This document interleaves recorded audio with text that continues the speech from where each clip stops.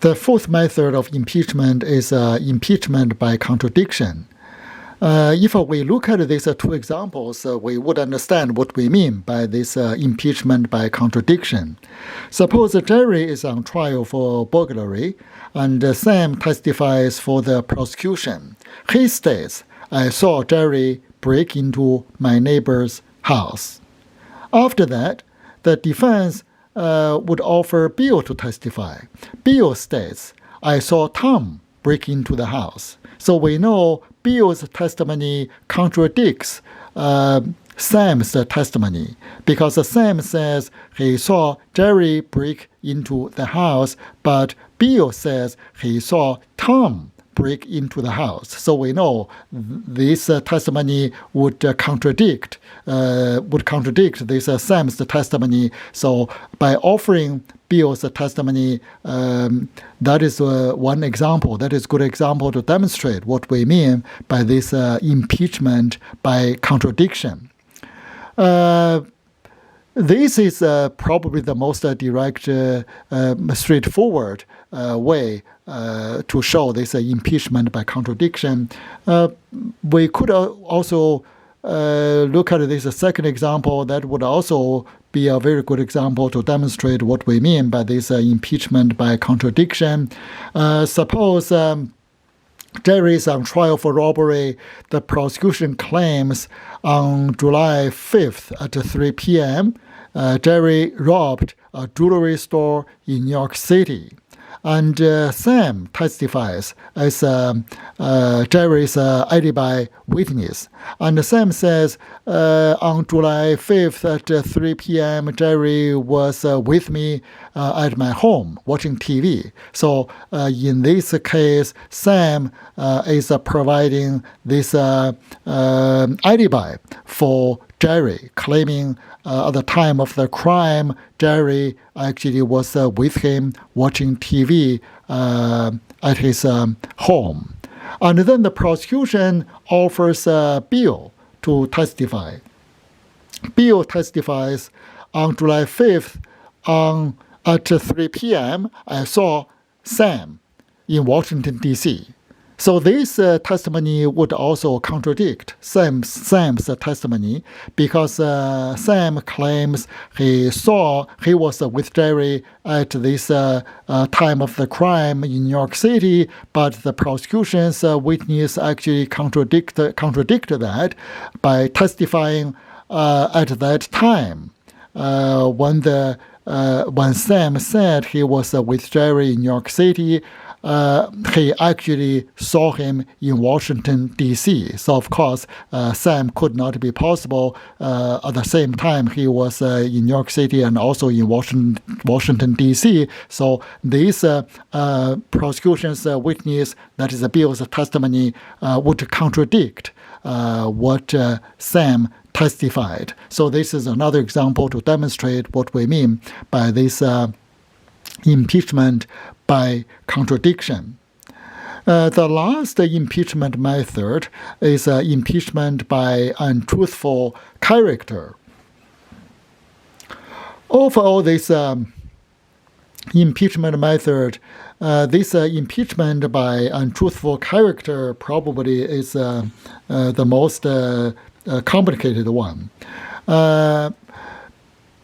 Meaning is, if after witness testifies and if there is evidence indicating the witness actually has this untruthful character, this evidence could be offered to impeach this witness. There are several ways, and this untruthful character could be proved.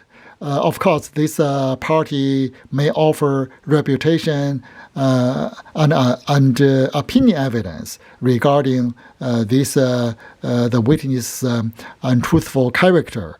For example, if the witness could say, this impeaching party could offer evidence to show this witness has reputation of being untruthful, or maybe this impeaching party could also offer this witness to testify that in his opinion, this witness has an untruthful character. So this reputation or this opinion evidence could be offered, and this untruthful character could also be proved by prior bad acts or crimes. So we are going to focus mainly on this on these crimes, on offering evidence of crimes to prove untruthful character. In this regard, we need to make two distinctions. It is very important we understand these distinctions. The first distinction is a distinction between felony and misdemeanor. We should first know what we mean by felony and what we mean by this misdemeanor. Felony is a crime punishable by more than 1 year imprisonment. Misdemeanor is a crime punishable by less than 1 year imprisonment. So in evidence law, the significance of this distinction is this. A felony conviction can be used to impeach a witness. A misdemeanor conviction cannot be used to impeach a witness. We have this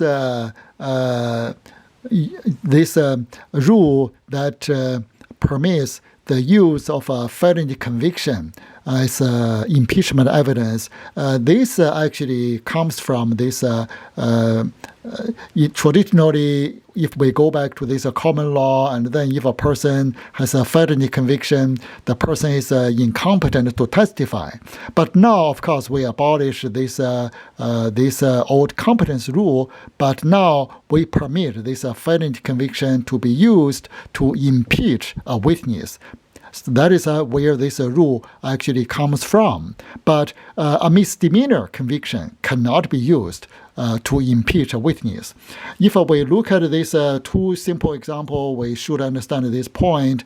Suppose Sam is convicted of aggravated assault, and now Sam testifies in court. And then this Sam's felony conviction can be used as evidence to impeach Sam, because that is a felony conviction, so this conviction can be used to impeach a witness. But suppose Sam is convicted of a simple assault, that is a misdemeanor, and then this conviction simply cannot be used as evidence to impeach Sam, because as we said, only felony conviction can be used as impeachment evidence. This misdemeanor conviction cannot be used as impeachment evidence. So this is a very important distinction we have to know. Only a felony conviction can be used to impeach a witness. A misdemeanor conviction cannot be used to impeach a witness. The second distinction we need to make is a distinction between crimes involving falsehood or dishonesty and these crimes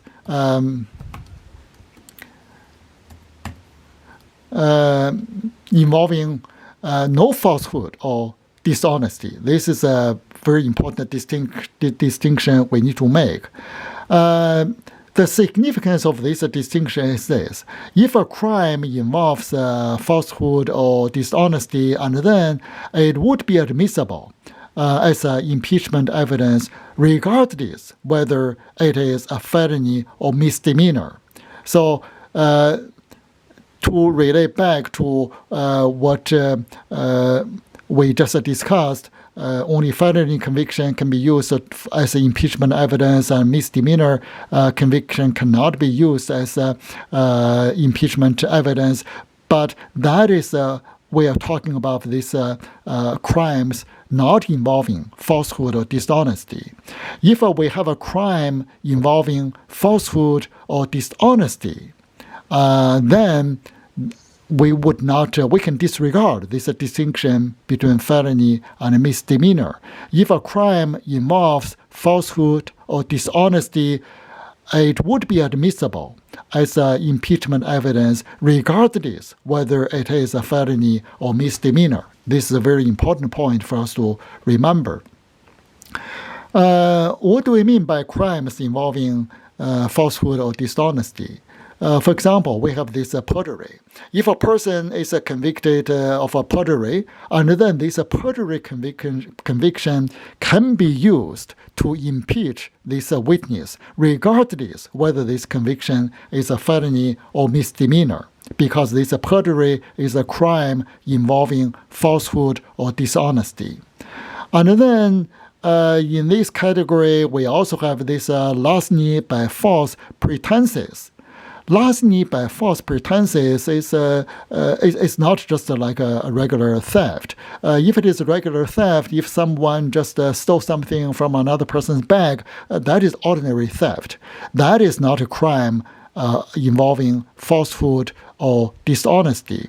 Larceny theft by false pretenses involves some tricks in the crime. In this larceny, for example, if we have Adam and Bill, they would go to a jewelry shop, and then they would ask this sales person to show them some like diamonds, and then while Adam was distracting this sales clerk's attention, and then Bill actually took away this diamond. So that would be an example of larceny by false pretenses. So if someone would use some like tricks to commit this theft, that would be called larceny by false pretenses. So if a person has a conviction of a larceny by false pretenses, that is a crime involving falsehood or dishonesty. So that crime can be used to impeach the person if the person would serve as a witness, regardless whether the conviction is a felony or misdemeanor. So that is two examples of these crimes involving falsehood or dishonesty. And then we also have these crimes not involving falsehood or dishonesty. Of course, most of the crimes actually would belong to this category. And most of the violent crimes, and if a person is the conviction of murder or robbery and burglary or maybe ordinary theft, and all these crimes would be considered crimes not involving falsehood or dishonesty. For the crimes in this category, and then we need to remember only if the conviction is a felony conviction, and then the conviction can be used to impeach the witness. If the conviction is a misdemeanor conviction, and then this evidence could not be used as evidence to impeach a witness.